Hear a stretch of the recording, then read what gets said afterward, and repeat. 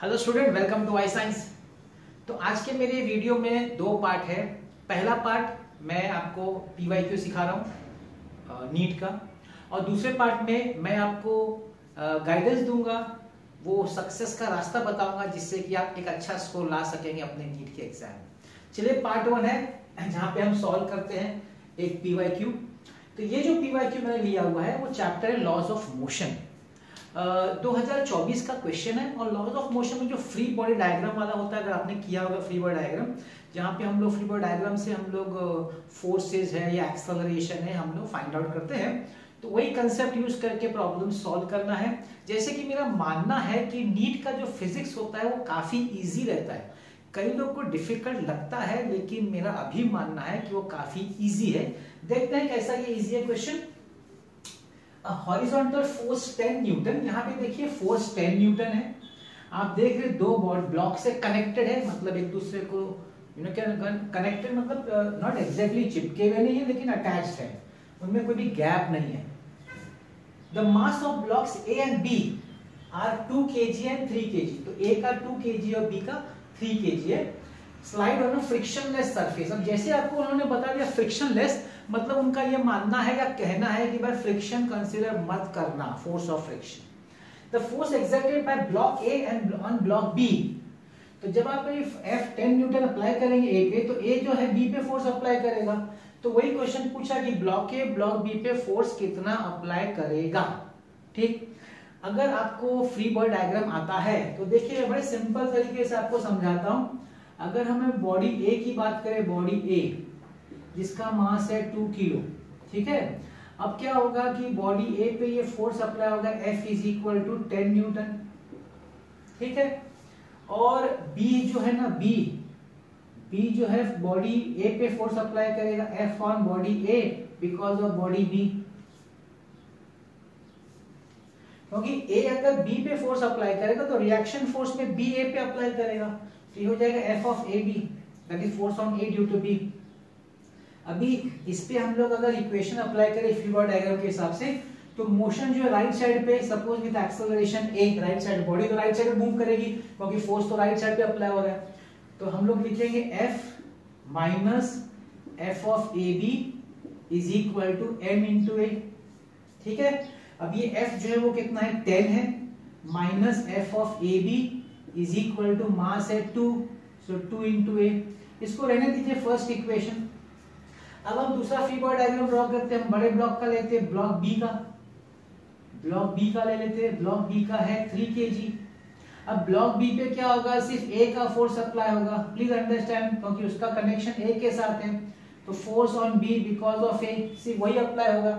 अच्छा, एक्सेलरेशन तो वही रहेगा राइट साइड पे, क्योंकि पूरा सिस्टम मूव होगा ना विद एक्सेलरेशन ए। तो जिस एक्सेलरेशन से ब्लॉक ए मूव होगा, उसी एक्सेलरेशन से ब्लॉक बी भी मूव होगा। तो यहाँ पे हम लिखेंगे F of B into A, sorry F of B A, not into A. F of B A is equal to mass into acceleration, mass 3 है यहाँ पे, so F of B A is equal to 3a। Now कहना इसे, क्या मैं बोल सकता हूँ कि F of B A is equal to F of A B? हाँ, बोल सकते हैं ना, सिंपल है। क्यों बोल सकते हैं? क्योंकि यहाँ पे एक्शन रिएक्शन फोर्स होने वाला है which are going to be equal and opposite. तो ये जो F ऑफ बी 3 है, मैं यहाँ पे सब्स्टिट्यूट कर देता हूँ। 10 minus 3a is equal to 5a, sorry, is equal to 2a. So 10 is equal to 5a, a is equal to 2. तो a का वैल्यू आ गया 2 मीटर पर सेकेंड स्क्वायर, ठीक है ना। हमको क्या पूछा है, the force exerted by block A and block B, मतलब यही फोर्स पूछा है, F of A B F of B है, वही ढूंढो। तो 2 यहाँ डाल दो, F of A B is equal to 3 into 2 which is 6 newton. ये जो 6 न्यूटन है समझ लीजिए, ये ए बी पे अप्लाई करेगा और यही 6 न्यूटन बी ए पे भी अप्लाई करेगा। तो एक ऑन बी पूछे कि बी ऑन ए पूछे, दोनों का आंसर सेम ही है। उन्होंने पूछा है ब्लॉक ए ऑन बी, ठीक है ना, तो ठीक है। तो that is block B on B, मतलब एफ बी ए पूछा है, तो चलो एफ बी ए। आप एफ बी ए निकालो कि एफ ए बी निकालो, दोनों एक ही है, क्योंकि देखो 6 न्यूटन आंसर आ गया। A option 6 Newton. इजी, मैं बोला ना इजी होता है। नीट का जो फिजिक्स होता है ना क्वेश्चंस, अगर आप थोड़ा भी फॉर्मूला आपका क्लियर है ना, तो आपके लिए बहुत इजी हो जाएगा नीट का फिजिक्स क्रैक करना, जो आप लोग डरते हैं। तो ये मेरा फर्स्ट पार्ट था। अब मैं आ जाऊँ सेकेंड पार्ट पे, जहाँ पे मैं आपको एक रास्ता बताऊंगा कि किस तरीके से वो रास्ता फॉलो करने से आप अपनी नीट में फिजिक्स में बहुत अच्छा परसेंट मतलब मार्क्स ला सकते हैं। क्योंकि फिजिक्स ऐसा सब्जेक्ट है जो नीट वालों को आगे लेके जाता है। बायोलॉजी में तो सभी ले जाते हैं ना, केमिस्ट्री में हो जाता है, फिजिक्स नहीं हो पाता है। चलिए मैं शुरू करूं तो मेरे को सबसे पहले ये बताना है कि एंट्रेंस का जो प्रिपरेशन है वो एक 5 दिन का टेस्ट मैच है, न कि 5 घंटे का T20 मैच। सबसे पहले ये मालूम होना चाहिए, मतलब ये एक लंबा प्रोसेस है, इसमें टाइम जाएगा, हमको इसमें टाइम देना पड़ेगा, हमें पेशेंस होना चाहिए, इसको इसके में मतलब विद डिटर्मिनेशन इसमें लगे रहने का, ठीक है ना। तो चलिए स्टार्ट करते हैं। इसका जो पहला पार्ट, फर्स्ट काम जो करना है ना इस जर्नी में, इसको जर्नी समझता है, जर्नी है। तो पहला काम हमको करना है कि फॉर्मूला बुक बनाना है। फॉर्मूला बुक मतलब जैसे आपको टीचर कोई भी टॉपिक पढ़ा देना तो एक बुक लीजिए, उस टॉपिक का जो भी सिखाएगा उससे रिलेटेड जो फॉर्मूला है वो सब लिखने का। आपको बहुत जगह से फॉर्मूला बुक दिया रहेगा, लेकिन वो आपके काम का नहीं है अगर आप खुद नहीं लिख रहे, तो आपको खुद लिखने का। क्योंकि जब हम खुद लिखते हैं ना कोई चीज, तो वो हमारे दिमाग में बैठ जाती है। किसी और का अगर हम सिर्फ देखेंगे ना तो हमको समझ में नहीं आएगा, वो लर्न करना पड़ेगा। तो खुद का लिखे, थोड़ा टाइम जाएगा, चलेगा, ठीक है।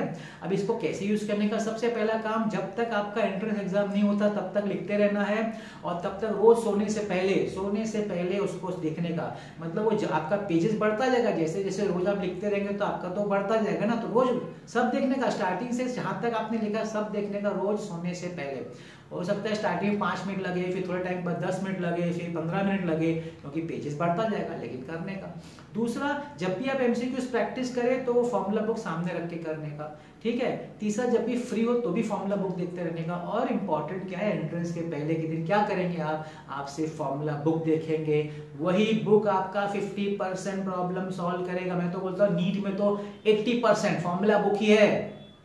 फॉर्मूला बुक किया ना आपने, 80% सम्स आप उस फॉर्मूला बुक की मदद से कर लेंगे, ये मेरा आपको गारंटी है। दूसरा काम क्या करना है, रेफरेंस बुक अच्छा सा लेने का। और रेफरेंस बुक से जैसे क्लास में टीचर सिखाते कंसेप्ट, तो रेफरेंस बुक से खुद सॉल्व करने का, टीचर के भरोसे नहीं रहने का। एमसीक्यू सॉल्व करना एक स्किल है, स्किल कोई टीचर नहीं सिखा सकता, स्किल खुद डेवलप करना पड़ेगा। 1 दिन नहीं, 2 दिन नहीं, लंबा टाइम जाता है, महीनों लगता है। इसलिए मैंने बोला ये 5 दिन का मैच है, टेस्ट मैच, न कि 5 घंटे का T20। आपको पेशेंस रखना पड़ेगा, लगे रहना पड़ेगा, करते रहना पड़ेगा। डाउट होगा तो टीचर से पूछने का, लेकिन किसी के भरोसे नहीं रहने का। एमसीक्यूज के लिए आपको अपना स्किल खुद ही डेवलप करना पड़ेगा। स्टार्टिंग में तकलीफ आएगी, लेकिन करते करते एक दिन ऐसा आएगा जिस दिन आप सिर्फ देख के ओरली सॉल्व करेंगे। वो दिन भी आएगा अगर आप लगे रहेंगे तो। याद रखिए, मार्क माय वर्ड्स, उस दिन आप बहुत खुश हो जाएंगे। ये दूसरा काम करना। तीसरा काम क्या करना है, पीवाईक्यूज देखने का। देखिए मैं पीवाईक्यूज क्यों लाता हूँ, पीवाईक्यूज इसलिए लाता हूँ कि पीवाईक्यू देखने से आपको ट्रेंड पता चलेगा, आपको ये पता चलेगा कौन से सम्स में प्रैक्टिस करूँ एमसीक्यू बुक में से, तो प्रैक्टिस करिए, है कि नहीं। और अगर जब मेरा पीवाईक्यू आपने जैसे एक क्वेश्चन देख रहे हैं, आपको देखने का, क्वेश्चन पॉज करने का और खुद ओरली सोचने का। अगर ओरली आपने सोच लिया ये तो एफबीडी है, इसका ये हो गया, माइनस क्या हो गया, एक्सेलरेशन आने का, ओरली सोचने का। अगर आप राइट हैं फिर देख लीजिए, अगर आपने राइट सोचा तो बहुत अच्छी बात है, मतलब आप बहुत अच्छे राइट ट्रैक पे। और नहीं आया तो देख लेने का, सीख लेने का। सीखने में क्या जाता है। इसलिए तो देखिए मैंने बहुत सारे प्लेलिस्ट बनाए हैं, सीईटी का है, नीट का है, जेडब्ल्यू मेंस का, एडवांस का है। एडवांस छोड़िए और सब तो आप देख ही सकते हैं ना, आपने फॉर्मूला तो सब जगह एक ही है। तो इससे क्या होता है, अपना नॉलेज और स्ट्रांग हो जाता है। और चौथा इंपॉर्टेंट काम क्या करना है, टेस्ट। हर हफ्ते 2 टेस्ट होना चाहिए।